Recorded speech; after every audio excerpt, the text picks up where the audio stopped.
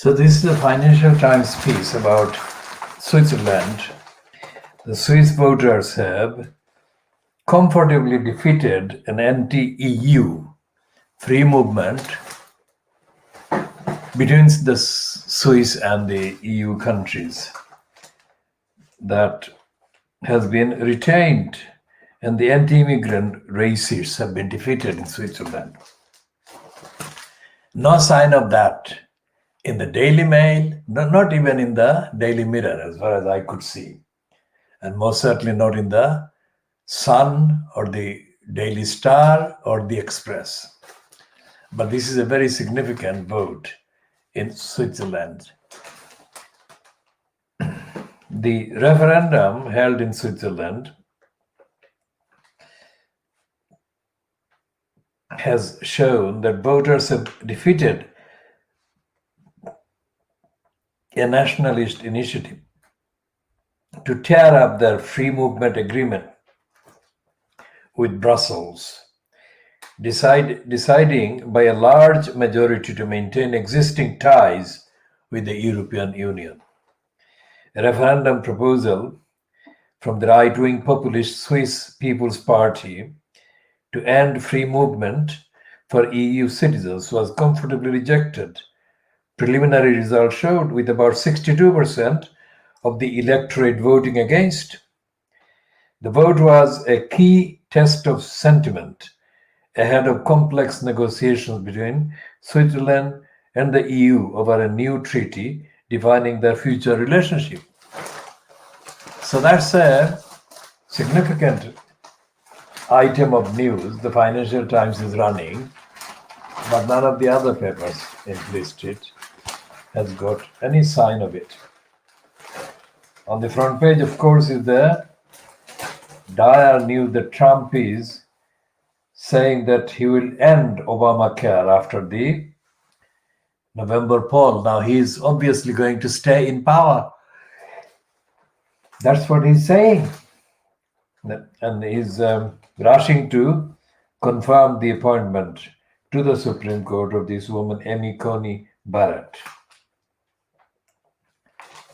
And there are other items in the Financial Times that the rest of listed isn't covering. And there is a piece on page 3, fears of house price bust rise after summer sales boom. Now, I mean, who at the Financial Times thought that it was a boom that would last? That was not a genuine kind of boom. Predictions of a sharp downturn next year are gaining ground among experts. The outlook dims. Now, the Financial Times is not saying anything about the evictions, about the lack of housing human rights, and about the complete corruption underlying property ownership, property owning democracy. This is completely absurd and completely false. And the Financial Times hasn't yet got round to admitting the fragility and the stupidity and the inherent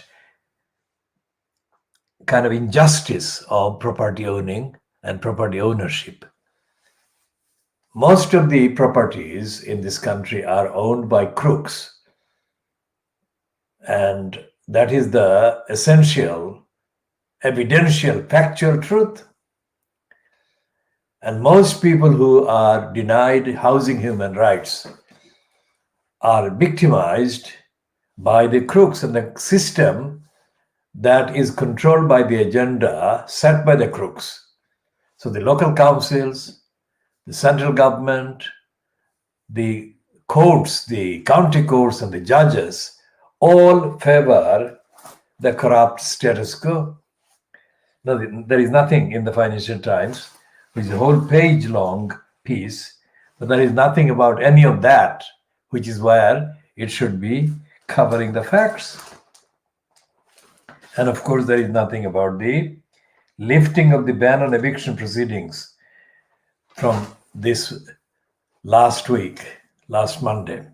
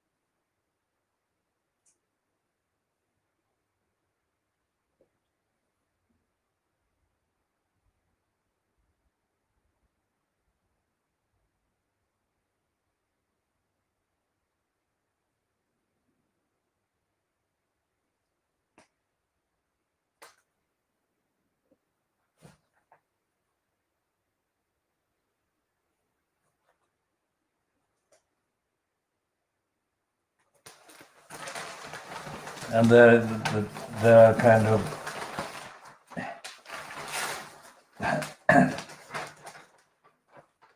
contradictory, speculative reporting about rising unemployment and the disconnections. So the Financial Times is itself disconnected from the reality of what it is supposed to be reporting on. And what is it saying in the editorial?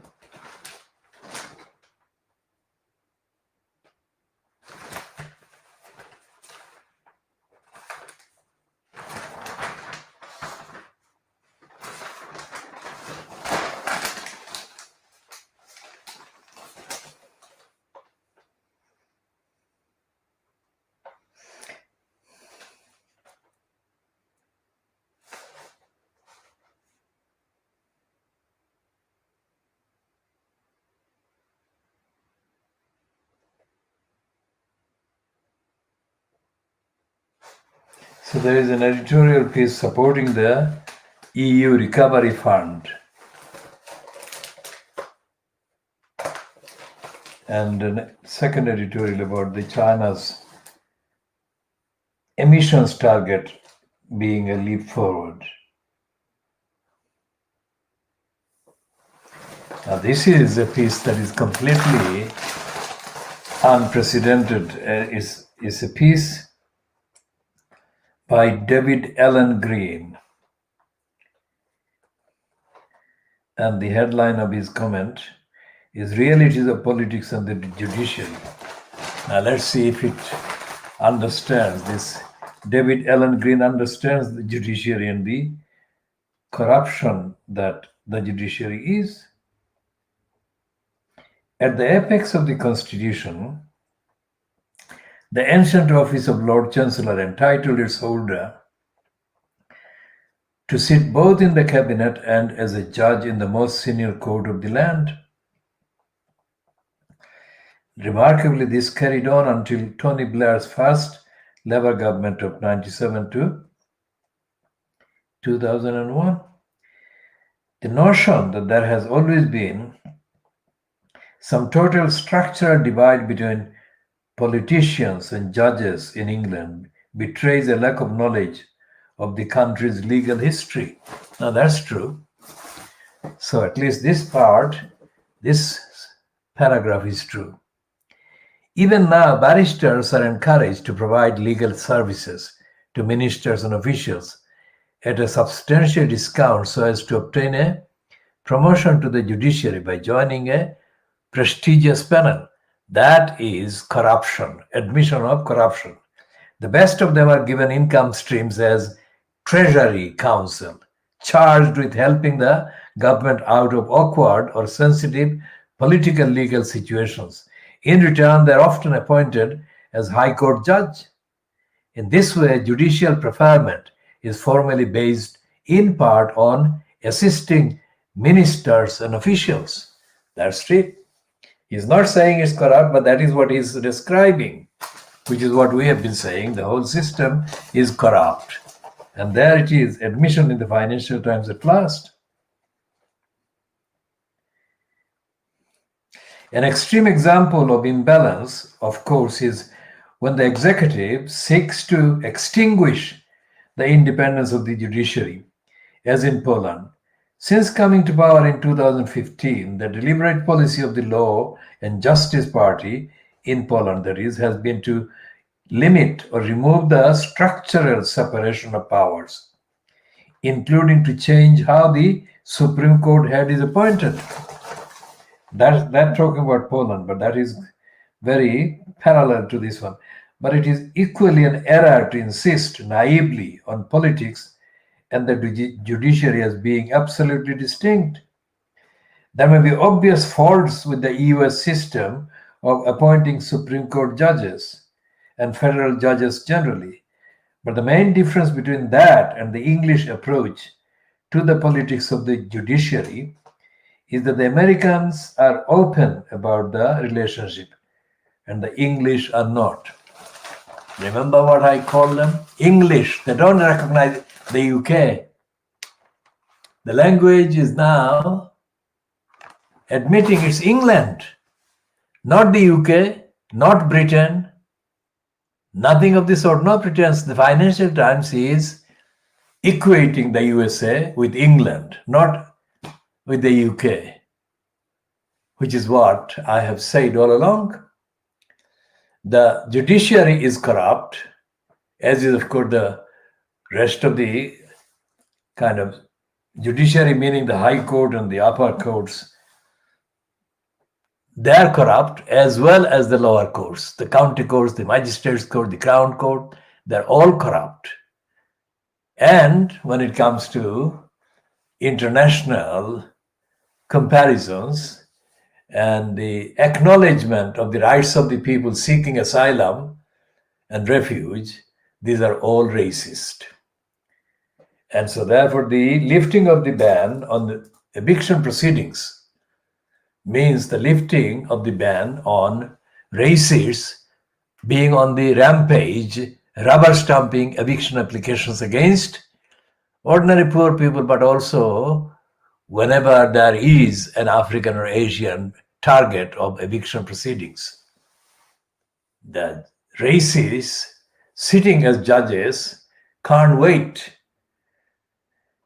to give the orders for the evictors of an Asian or an African.